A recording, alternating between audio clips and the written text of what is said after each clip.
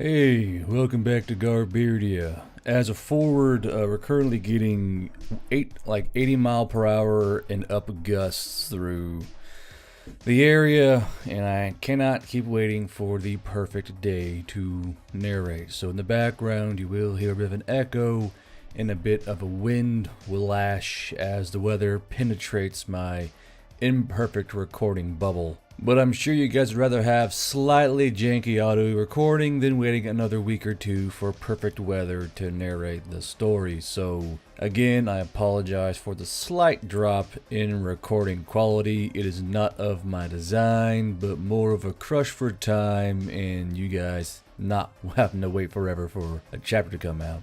And now there's an airplane. This is great. This is so good. Additionally, be sure to stop by Redcon 1 for all your protein and supplement needs, as well as pre-workout now in like little pre-filled bottles. Really handy actually. And new protein shake flavors designed just for breakfast time to get you going through your day with clean, efficient, animal-based protein and energy. Second of all, stop by Skull Splitter Dice for all the dice packs and dice needs you may have in the future. Skull Splitter Dice has all kinds of pre-made fabrication kits and class-specific dice packs to help match your D&D needs.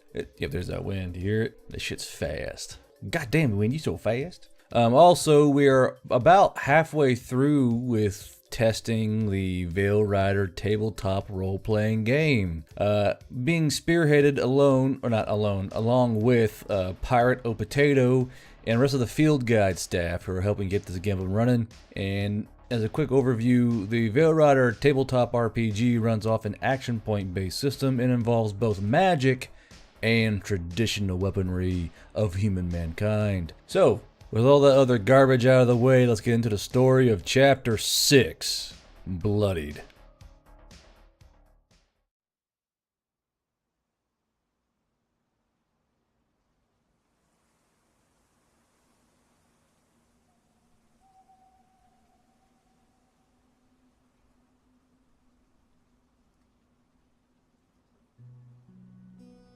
The company quickly picked up the pieces left over from the ambush and pushed on down the road. Yule not leaving the medical half-track except to check in with his NCOs and have meals with Olivara. Yethis rarely left his side in case he needed her to do anything for Chickley, and she was taking every moment she could to get alone with Yule. Olivara picked up on this rather quickly and had to start jockeying herself around the pair as much as possible to keep Yethis from getting the wrong idea. That was, of course, when Olivara wasn't having to drive the command truck, as she believed that it would give off the wrong idea to the rest of the troopers around her if she suddenly stopped doing the job she agreed to, just to jealously loiter around Yule.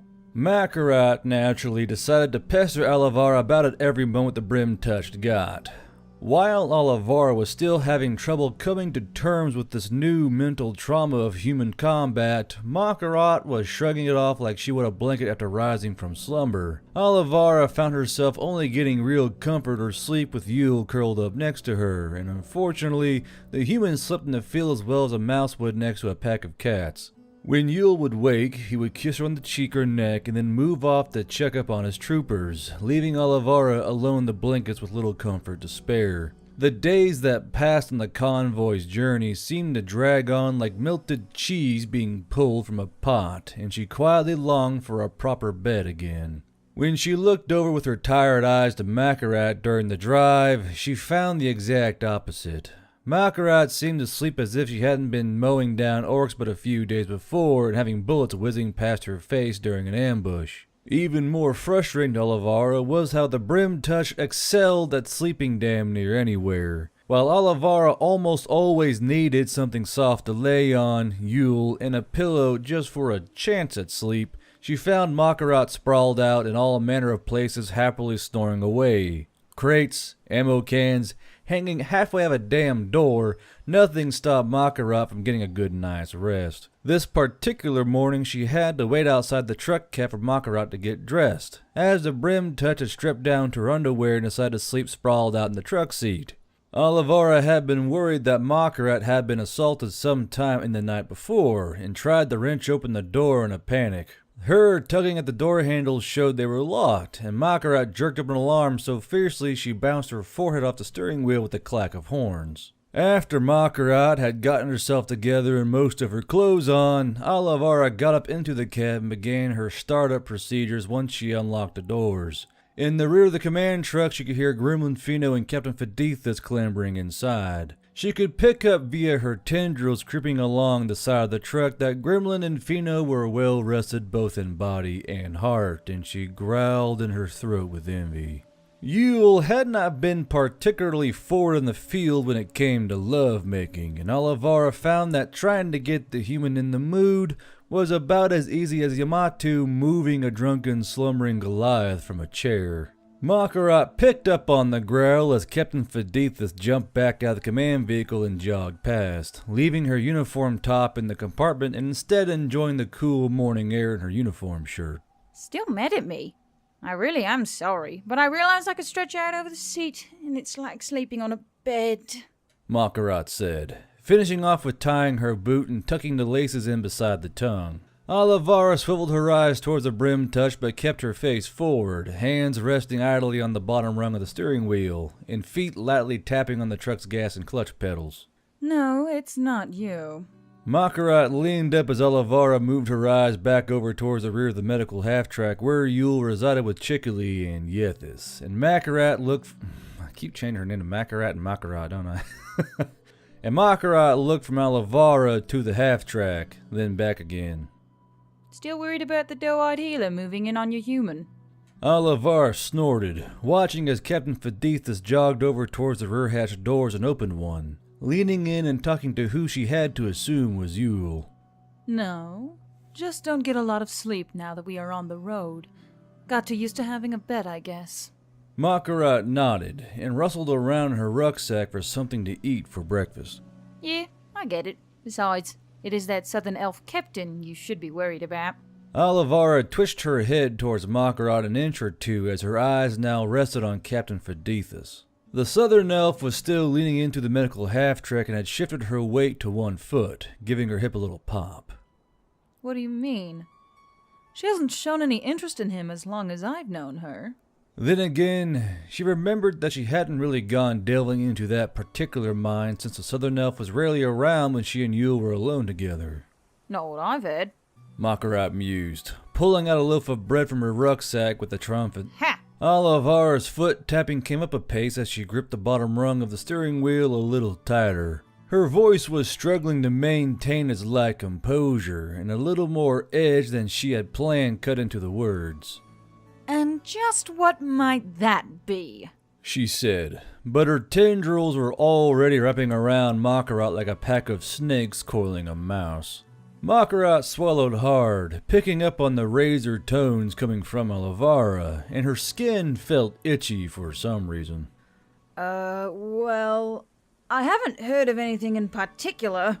She lied, and looked away from the bread in her hands towards Olivara. Olivara was staring daggers out the windscreen, and Makarat followed the gaze once again to the back of the half-track. It's just that, you know, she's a soldier, she knows the kinds of stuff Yule has to go through as a commander. Plus she's got that soldier's body, you know?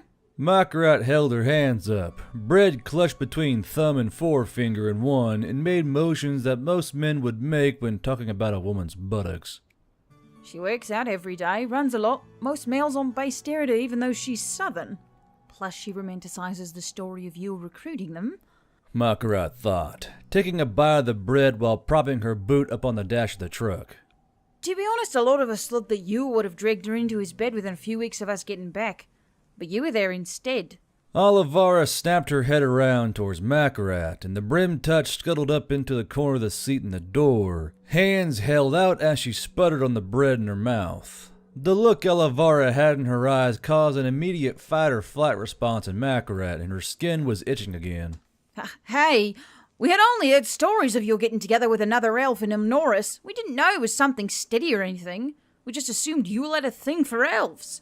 I mean, he spared an entire enemy company and there was some round-ass southern elf leading it. Assumptions were made.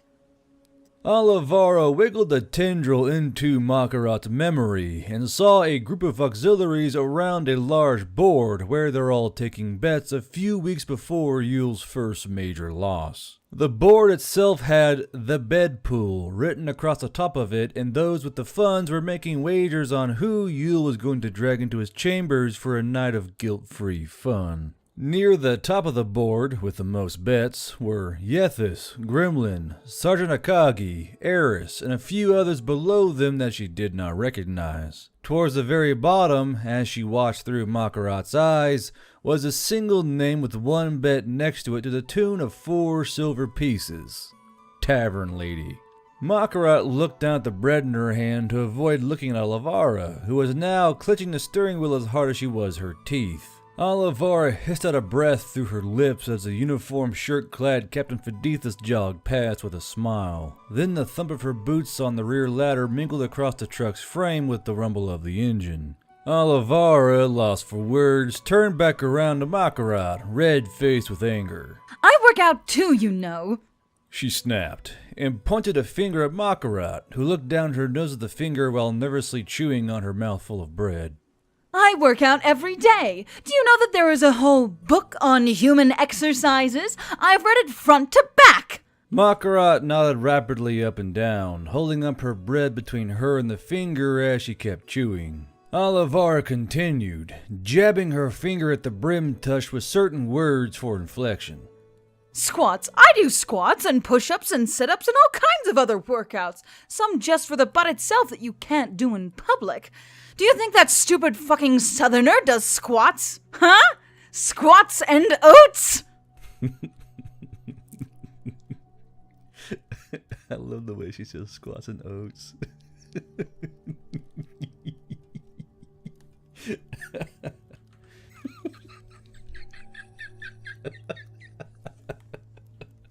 I think I found my new ringtone. No, of course not. Makarat said. But as she glanced to the side and thought, Olivara saw her mind bring up a memory of watching Fedithus jog by one day, and Makarat agreed mentally that Captain Fedithus must in fact do lots of squats. Olivara narrowed her eyes at Makarat as the brim touch looked back over to her, and she scoffed, grabbing the control arm for the transmission and roughly slamming it into first. Oh, shut up and eat your bread, Makarat, she growled, and the vehicles ahead of her began to slowly crawl forward towards another day of journey along the road. The drive was as boring as the past days had been, motoring along in fourth gear as motorcycles and the lighter dingoes sped past up and down the side of the road in escort. Much to Olivara's annoyance, Makarat spent much of the drive attempting to soothe Olivara with the reasons why she was a better fit for Yule than Captain Fedithus. While the sentiment was nice, her one point of, "You're about as old as Yule, and Yule clearly likes older elves," almost caused a fight in the cab between her and Makarat, and the shouting was so loud that Eris was sent up and out the hatch by Gremlin to see just what all the noise was about. The harpy landed on top of the cab and leaned forward to look, upside down, in through the windshield and laughed at what she saw. Makarat had once again retreated to the farthest corner of the cab, this time shrimping down to the floorboard area while screeching, "I'm sorry," over and over again while Olivara yelled curses back and stomped at her with her free foot. She had even switched her left foot to the gas pedal just so she could get that extra little bit of reach. And the brim touched had to resort to using her rucksack as a shield. Eris enjoyed the show so much that she got down onto her hands and knees for comfort, and cheerfully waved with a wing claw when Olivara would look up to watch the road and see the harpy grinning toothily back at her. Eris was only persuaded to leave when Olivara remembered how to turn on the sprayer for cleaning the windshield, and kept the trigger down until Eris ran away back towards the hatch. Olivara ran out of steam after a few minutes of trying to plant her boot heel on Makarat's head again, and went back to her normal driving position, her chest heaving in anger, while Makarat peeked out from over the top of her rucksack, a dusty boot print decorating the space above her eyebrows. Olivara snapped her fingers at Makarat and bit out her words. Get back in your damn seat, Bryn touched. As old as... I'm middle-aged. I'm still in my prime. That little southern elf tart couldn't even hang with someone like me. Absolutely. 100% true. No doubts at all. Makarat chirped in agreement, but now kept her rucksack in between them. Olivara rolled her eyes. Honestly, I keep you all completely satisfied. There's no reason he would look to someone else. Unless he wanted to at the same time. Makarat thought as she rubbed a finger on her chin, then caught Olivara's patrol cap to the side of her face with a thwack of fabric. What? She cried out, rubbing at her smarting cheek where the hard bill of the patrol cap had hit. But Olivara leaned forward and just stared at the windscreen fussily, her frustrations causing her single hair braid to frizz out as if she were a cat that had been spooked by a loud noise. Makarat, just sit there and shut up. She rumbled in a low tone, while overhead multiple Himalayans surged forward, flapping heavily as they zoomed over the convoy. As Olivara steered with one hand and smoothed her braid with the other, she heard Gremlin talking more and more into her radio system, and all the hatches of the Stoogs ahead of her popped open. More Himalayans and the speedy sparrow harpies flew in and landed on the medical half-track where Yule was riding, then took off and landed amongst the Stoogs and chatted with the commanders of the vehicles. Olivara looked around at the harpies that seemed to stain the sky at every turn, and heard one clicking along the top of her cab again. To avoid having one lean down in front of her windscreen again, she rolled down her window and slapped the top of the cab where she could reach. She heard the clicking stop, then turn and start walking towards the driver's side window. With a light rush of feathers, Eris came back down beside the door, holding onto the window with her wing claws and clenching the steps with her taloned feet. Eris hopes Brimtouch still alive?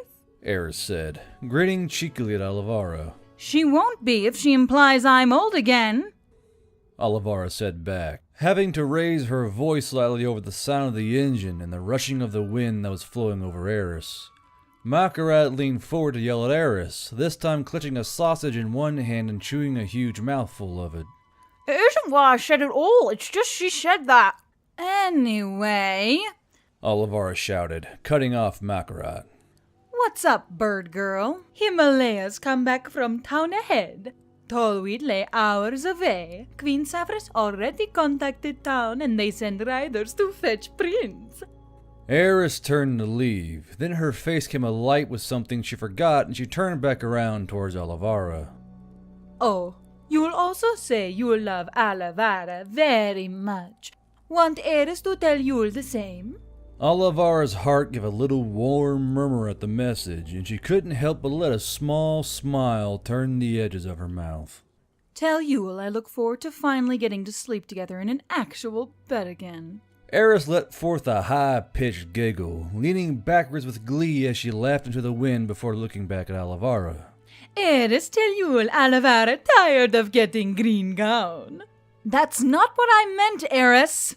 Olivara shouted, but Eris detached herself and flapped up and off towards the half-track without hearing a word of her retort. Olivara leaned out the window as much as she could to try and get the harpy's attention, but leaned back inside when she realized it was fruitless. As she did, she heard Makarat giggling while trying to drink from her canteen. Olivara slid her eyes towards the Brimtouch and Makarat looked back over at her, still giggling as she swallowed, a little trickle of water running down her chin. Makarat exhaled, giggled again, then put the cap back on her canteen. She sighed happily, then looked over towards Olivara. Green gown, she said, then burst out into another fit of giggles and wheezed as she tried to say she was sorry to the sheepishly smiling Olivara. True to time, a town soon loomed ahead of the convoy. Tallwheat, while no Norris, was slightly larger than Old Sandrion, just large enough to need a small keep to maintain it.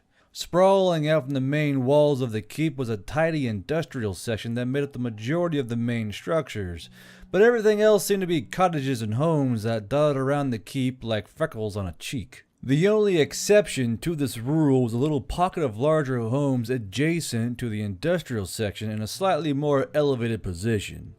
Makarat was leaning out of the window of the passenger side door, one hand holding her patrol cap in place as she spied out the town. Olivara wasn't sure what she was doing until she leaned back to yell into the window. Inns! Huge inns! There's even a market! she screamed with a happy smile, boot print still smudged to her forehead. I hope Yule springs for one of the good beds, Olivara murmured, knowing how things were outside the hill. While Valhalla Hill and New Sandaround were leading in creature comfort technologies, the rest of the continent was still lagging behind in a lot of ways. Good quality beds were reserved for high-paying rooms, while the others had to make do with straw-filled mattresses, or just the piles of straw themselves. The convoy was already drawing quite a crowd due to the motorcycles and dingoes roaring ahead and making as much noise as possible to alert the townsfolk of Tallwheat to their arrival. Forward elements of a Puma company had surged ahead forward of the main column and located a staging ground near one of the largest inns, setting themselves up in overwatch positions everywhere they could. Dingoes also fanned out in vehicle pickets around the staging area, making sure that if anything even made so much as a move towards them, there would be time to react to whatever it was. The Stoogs of Cosbling Company's 2nd Division formed an orderly line and raised all their cannons in salute. Everyone but the drivers coming out of the main fighting compartments to sit on top of the tank. Harpies came down and rode on them as well, crying out sharply in happy harpish. Those riding in the half-tracks or trucks also clambered out where they could to get a good look at the town, many of whom were licking their figurative chops at the prospect of whatever it was that ran through their minds. The medical half-track steered out of the line of Stoogs as they turned towards their parking area, heading straight for the large inn that a gaggle of motorbikes with sidecars were parked. Olivara kept in line with the half-track and sped up to get behind it, soon getting flanked by 2 full infantry half-tracks and a squad of Pumas, all of which roared ahead to provide cover for the half-track that Yule was riding in with the injured Chickalee. Olivara brought the command truck to a halt just a few paces behind the medical half-track and killed the engine, opening the door to the clamor around her. The crowds of Tallwheat elves were growing quickly as everyone rushed out of their homes or places of work to see the 2nd Division roll into town. The last Sturmgeschütz in line didn't follow its brothers and instead chugged down the road, the creaking tracks clicking and clacking jauntily on the stone-cobbled road. The dwarves riding on the outside of the casemate chuckled together as the tank rolled to a neutral stop beside the medical half-track, then hopped down as the engine rumbled away, the driver killing the ignition.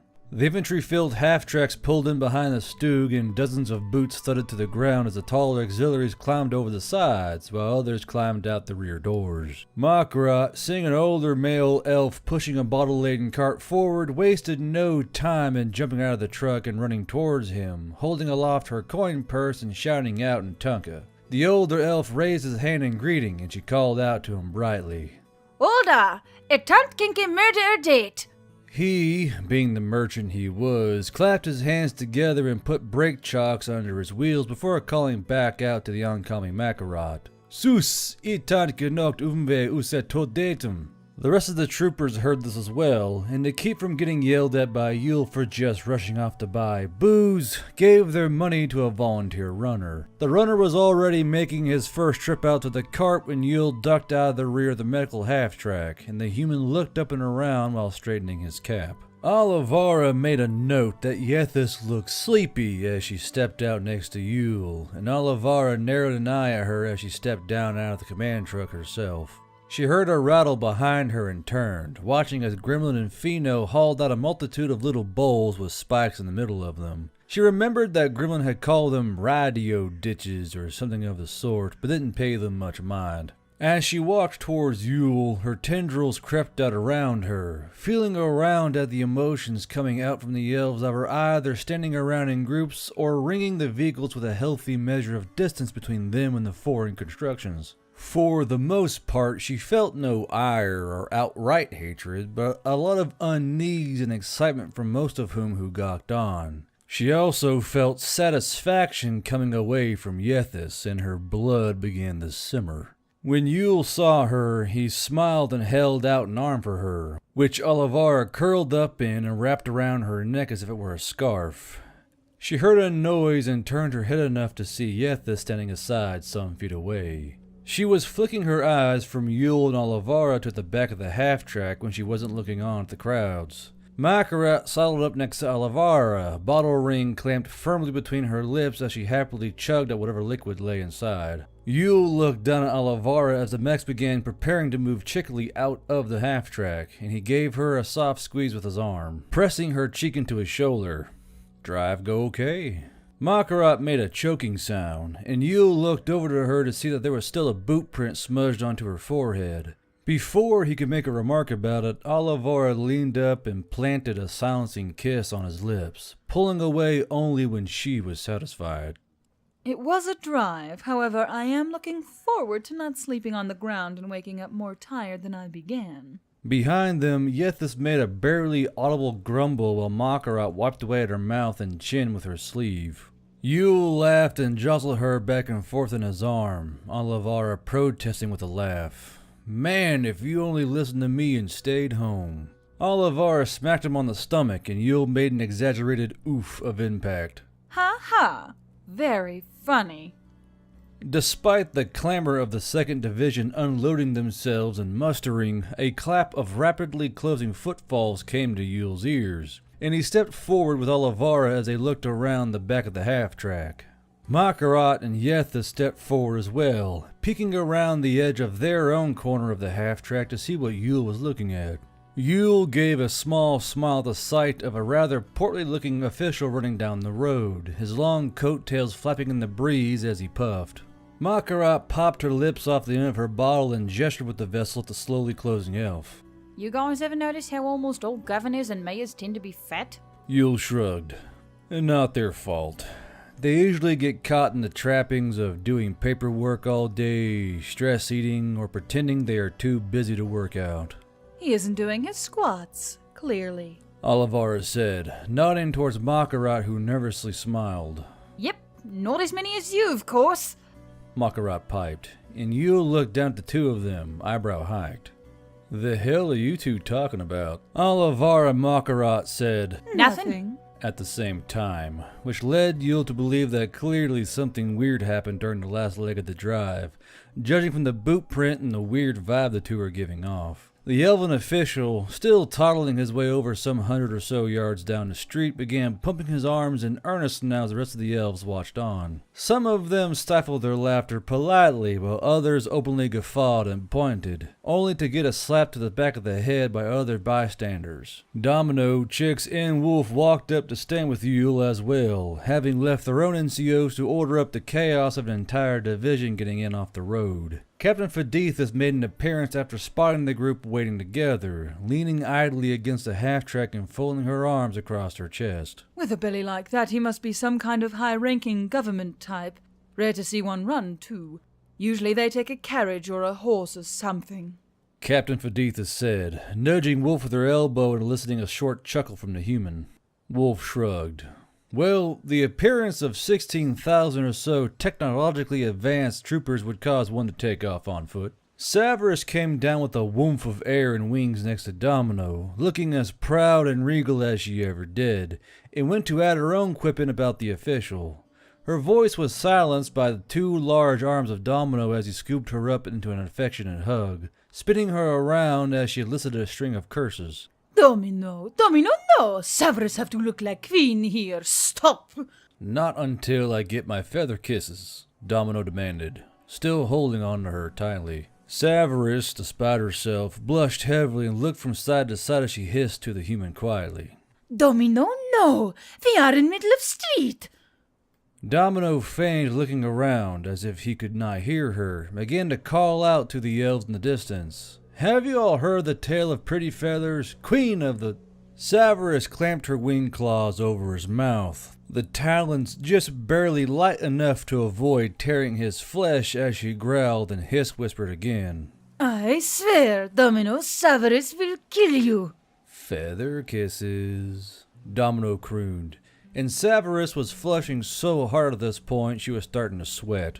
Her Himalayas looked on, most of whom were giggling and talking to each other. Yule was rubbing at his face with his free hand in exasperation while everyone else was trying not to burst out in laughter. You two are so embarrassing, Yule murmured, and raised his head to the official who had now come to a heaving stop a few feet away. As Severus placated Domino with small, soft, rapid kisses all over his nose, Yule stepped forward and held out his hand towards Wolf. unwrapping the other from Olivara. "Wolf canteen, please." "Hi-ho," Wolf drawled, and tossed one of his steel canteens into Yule's hand. Olivara folded her arms the same way Captain Fadithus did as Yule pulled away, and did her level best to look professional and rugged. "Sus vula, thent dit mele tunka," Yule said, holding the canteen out to the elven official, who was still wheezing in lungfuls of air as if he had never run a day in his life. The elf took the canteen, reaching up from where he was resting his hands on his knees. "Sus vula, she imale miester melon." Yule smiled brightly, quite proud of himself for not only knowing what he said, but knowing what the elf had said back to him. He continued in Tunka despite the little golf-clapping noise that Olivara was making behind his back. "Good. I was afraid there was going to be a language barrier." "Well, no," the official heaved, leaning back up and resting his hands on his stomach. "It is not the main language here, but with enough travelers coming from the east to trade, we maintain both of them in our schooling rosters." The elf smoothed down his well-woven tunic and pants before clearing his throat and giving a slight bow. "Pardon me. The horses were getting their hooves trimmed, and I did not want to be any later than I would have already been. I expected you to be traveling on horseback, not on... what are these?" "Half-tracks. The big beast there is a tank."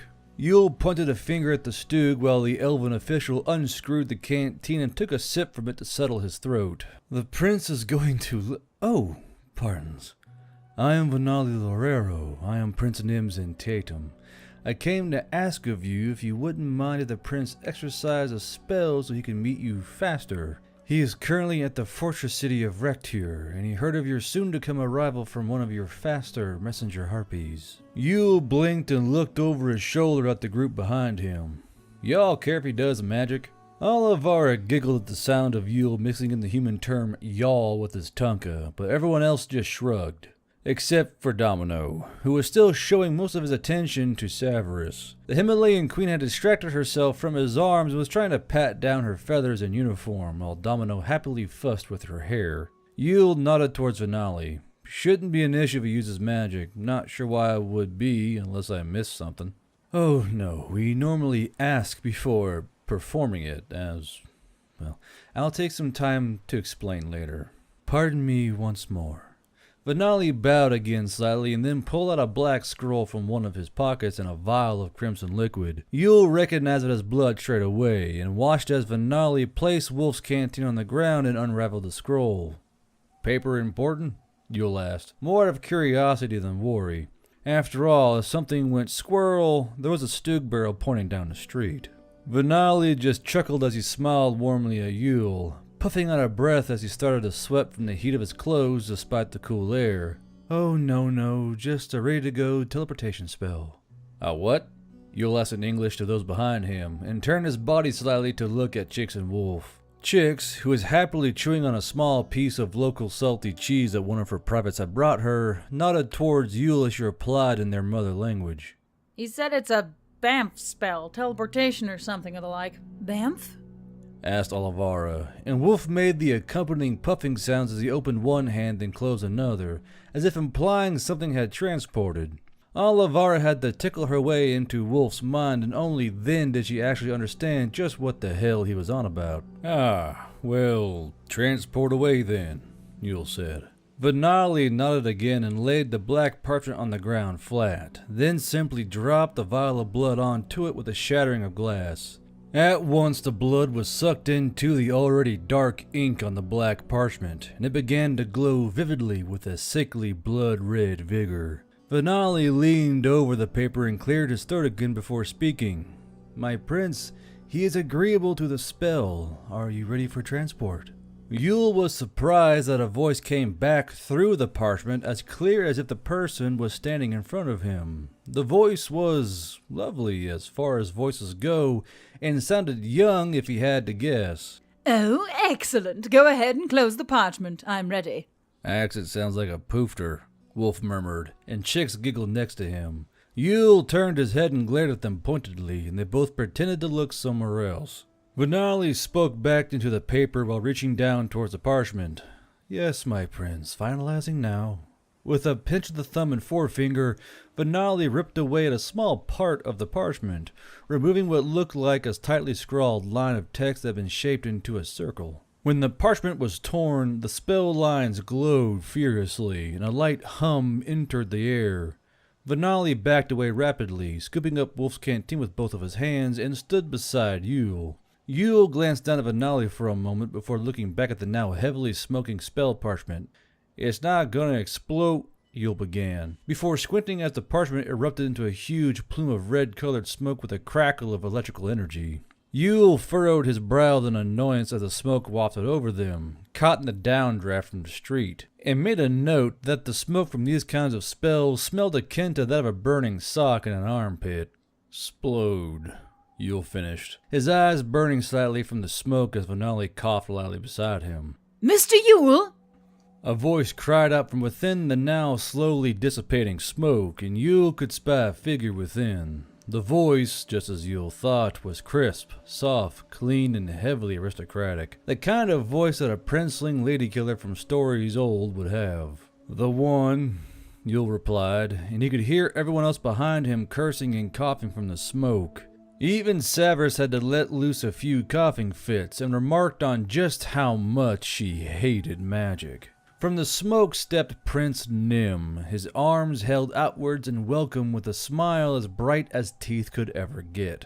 Domino, looking up while lightly patting Severus's back, openly laughed and slapped his thigh while yelling out in English, "Hot damn, boys, we got ourselves an anime protagonist for a prince."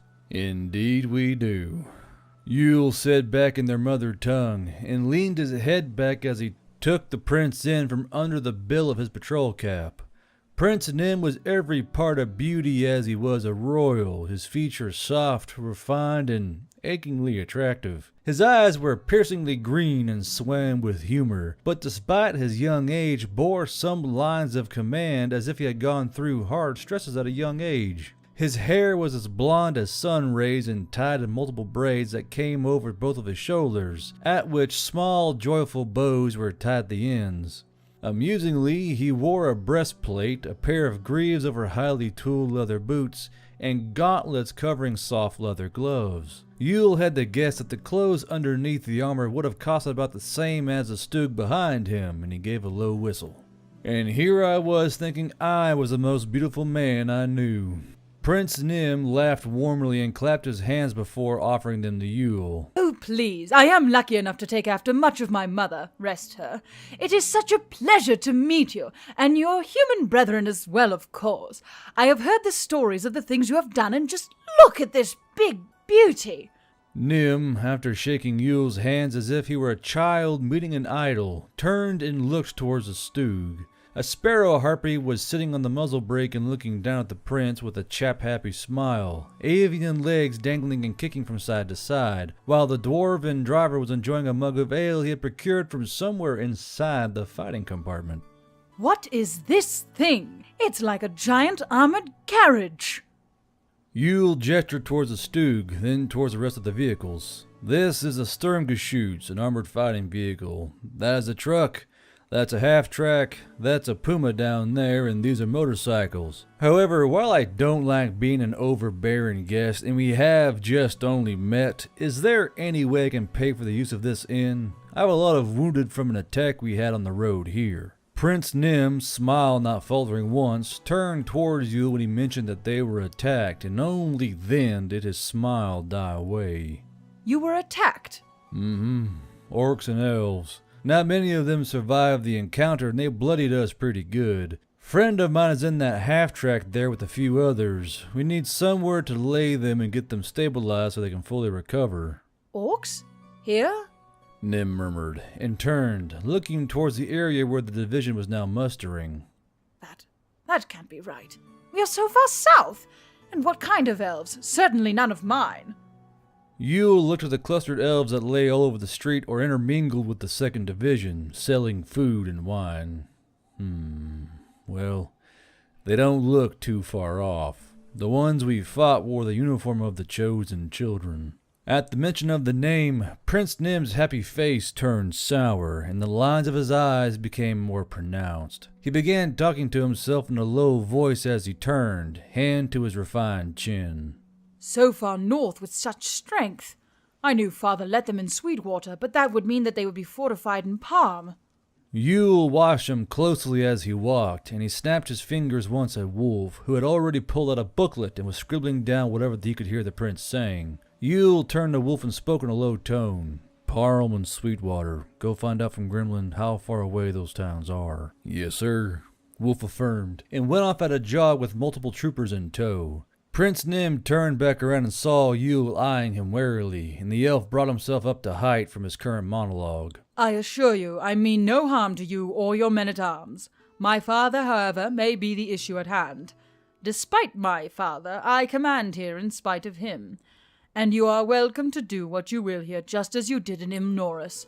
I will make sure this inn is made of use for you and your men-at-arms. That's good to hear, and let us speak more of your father here shortly, but before that, I need a place to put my wounded. Mr. Finale? Finale turned to Yule and nodded his head. Yes, Mr. Yule. Can you please gather what supplies you have in town for healing and any healers that wish to offer their hands? I can pay them all without worry. Of course, Mr. Yule, that should not be of issue. Yule inclined his head. Thank you. Without further delay, Yule turned and began barking out around him. Wounded in the inn.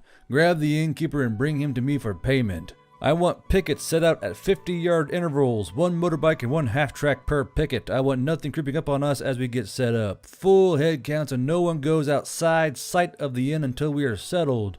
Domino, Cole, get sharpshooters and weapon crews on these roofs and have them cycle out in intervals. I want full 360 coverage and eyes peeled at all times. Kentucky, I see you there. Grab some troopers and go out to see what kind of carpenters this place has. I have money to spend and soldiers to house. Let's go. Prince Nim turned in place as chaos erupted around him, an appreciative, toothy grin on his face. He had only heard of the ways of Cosbling Company in reports and stories, and to see the monster unfold before him was a treat to behold. As Prince Nim spun, he laid his eyes on the brightly smiling and flushing chicks, who gave a little smile and a wave. Prince Nim, lacking what he saw in the curvy and rugged human, flashed a smile back and started forward, holding out his hands in the same way he did to Yule. Yule held out his hand and stopped Prince Nim, his hand slapping against the breastplate. Watch yourself, Prince. She'll break your heart before you break hers. Chicks, stay away from the blue bloods. Chicks stomped her foot and pointed a suddenly angry finger at Yule. Oh, hell no. You know why I'm here, and this one is a specimen.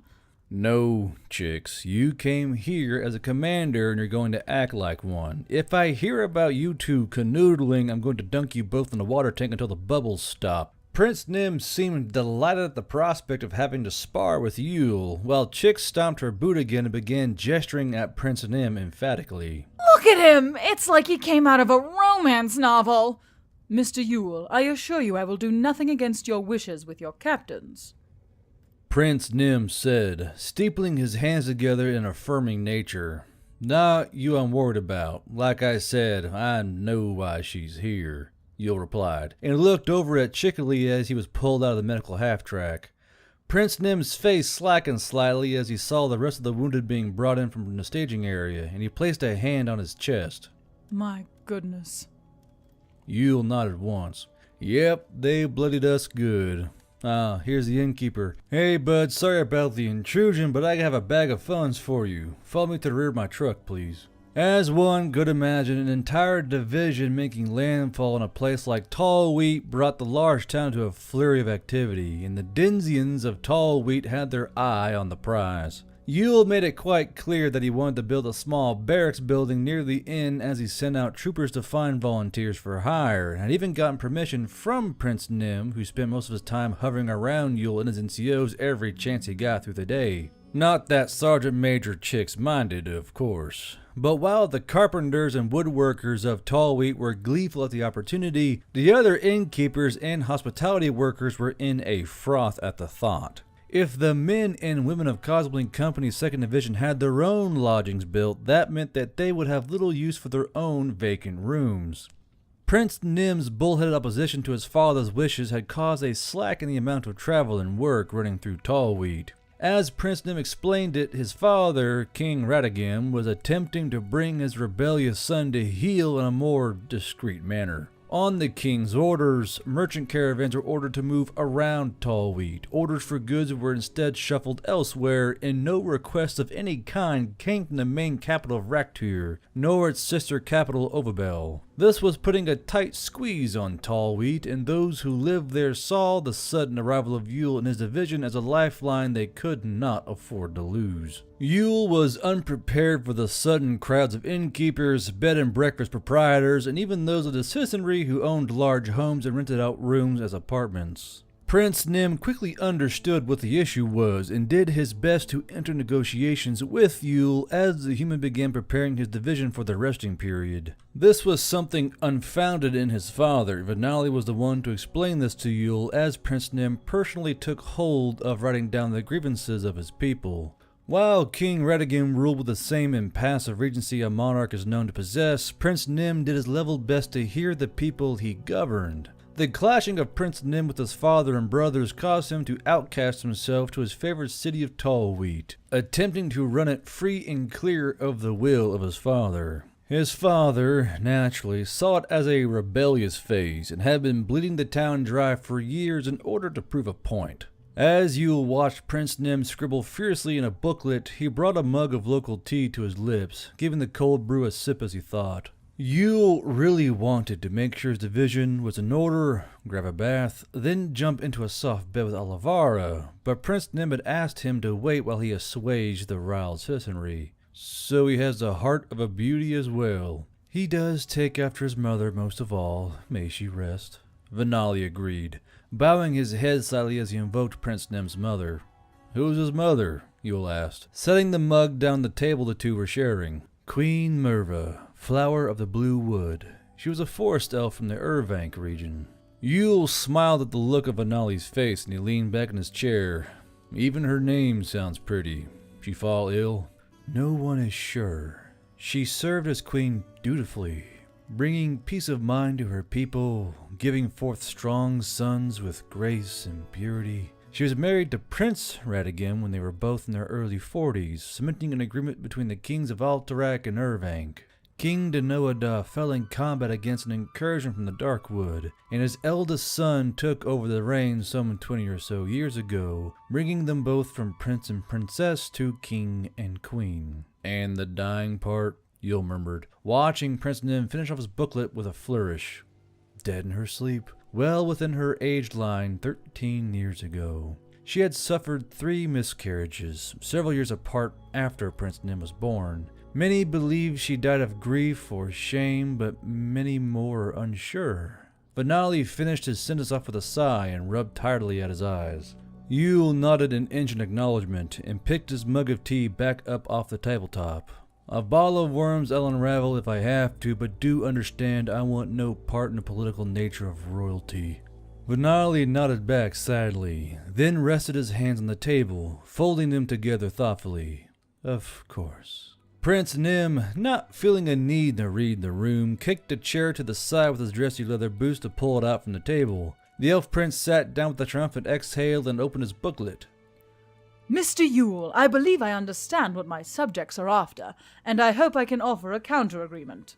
Well, I'm all rounded ears, Prince, Yule answered, setting his jaw and lifting his tea mug up to around his chin. I was hoping you'd say that.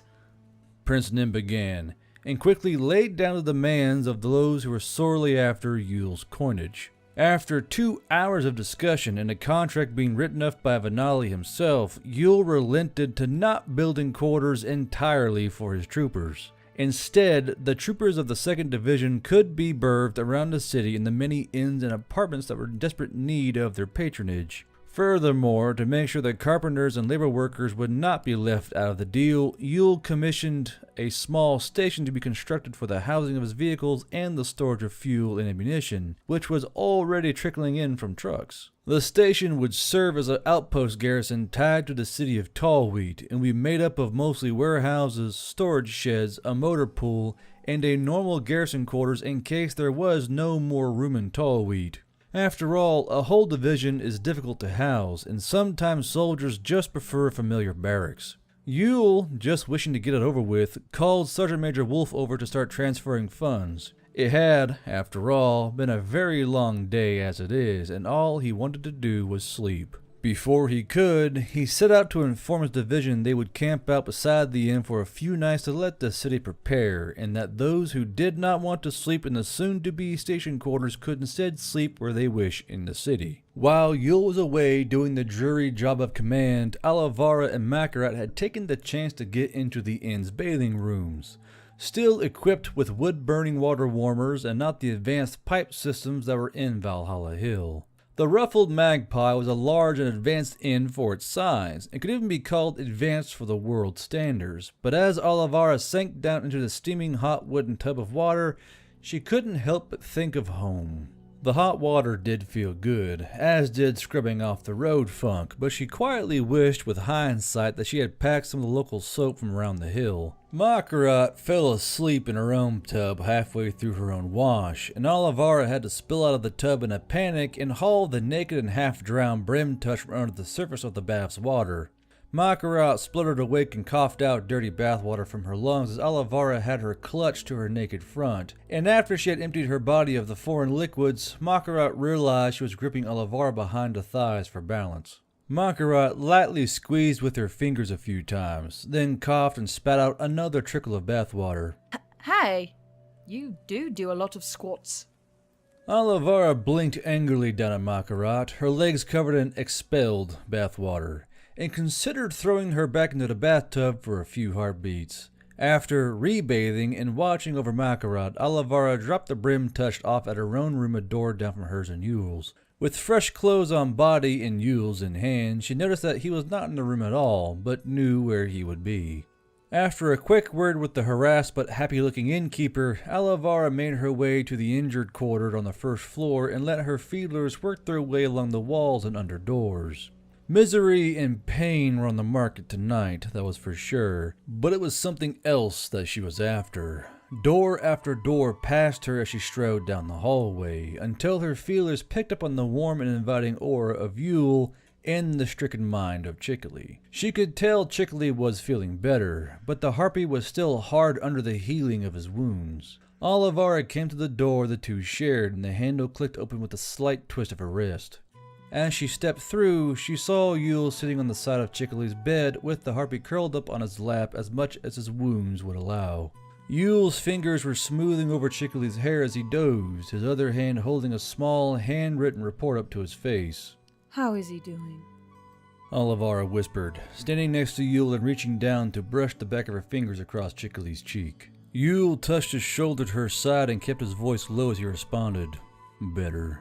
He should make a full recovery with some scars and ghost pains that may bug him in the future. His wings suffered some damage, but they should still be able to let him fly short distances. Olivara watched as Yule smoothed over Chickly's hair again, and she softly pulled away the patrol cap from the human's own head. Does he remind you of your daughter? Yule looked up at her as she pulled his patrol cap back, but he smiled a little with one corner of his mouth. Not really. Always wanted a son. But my past wife almost died during her first pregnancy. We were both too afraid to try again, and I never got the son I desired.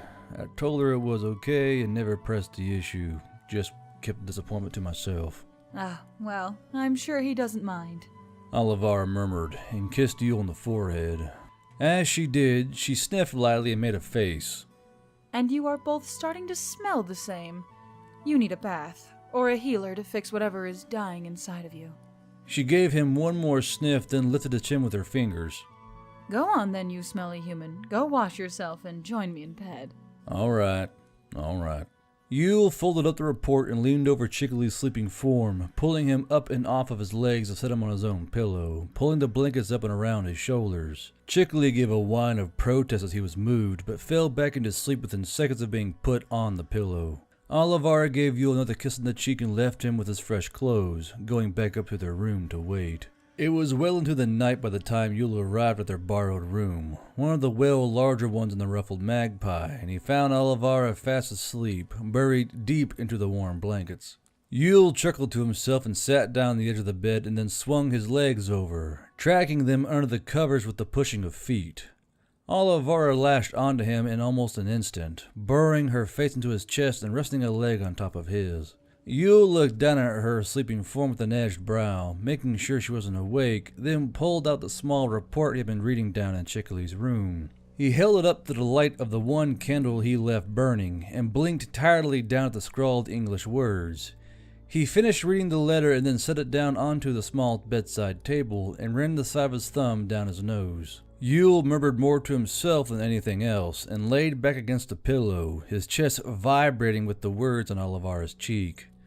That prince aims to use me as a bludgeon against his father, and his father is in league with the Fae.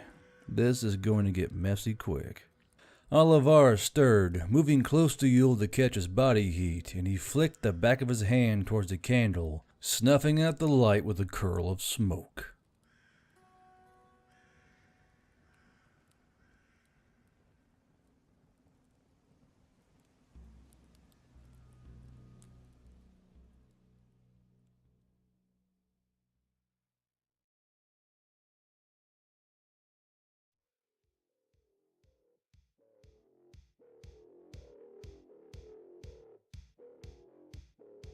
And that's the end of chapter 6. I hope you enjoyed. Yeah, so I know videos take a long time to do. There's not as many videos. I know. All right, I know. I get it, and I'm sorry. Unfortunately, the day job is just fucking punishing right now, and I'm working more hours for a little bit. So that way these other guys can go on vacation and get a break. I get that. I'm sorry. I'm working on it, all right? I'm working on it. My goal is to have 3 days there, 4 days here, but there's just not enough manpower there, and it's just I would feel guilty leaving them, getting fucked over in the long run. But I'm making the videos nice and long to kind of make up for it. So, instead of like 2 shorter videos, it's 1 longer video. So I'm doing the best I can here. But again, thank you guys for stopping by and reading. If you like the story and others like them, be sure to like and subscribe to the channel of Guardbeardia. Click the bell icon, subscribe button. Come join us on the Valhalla Hill Discord channel where we're hanging out, sharing memes, and arguing over who's better, insectoid waifus or mammalian waifus. And honestly, insectoid waifus are the thing of nightmares. Also, if you really like the story and like how we have 2 voice actors doing it, be sure to, if you would like to, donate to the coffee and send some money to the Beldam's Way, or as she's known now, fucking what she call herself, the Dusty Parchment. The Beldam changed her name, right? And I didn't know it, and I fucking freaked out thinking she had left or gotten kicked out. I almost lost my fucking mind. So fun side story there. Anywho, thank you for listening, stopping by. Stop by Redcon 1, Skull Splitter Dice, and until I see you next time on this side of the veil, this has been Guard Bro. That was the Beldam / Dutch Parchment, and this is Guardbeardia.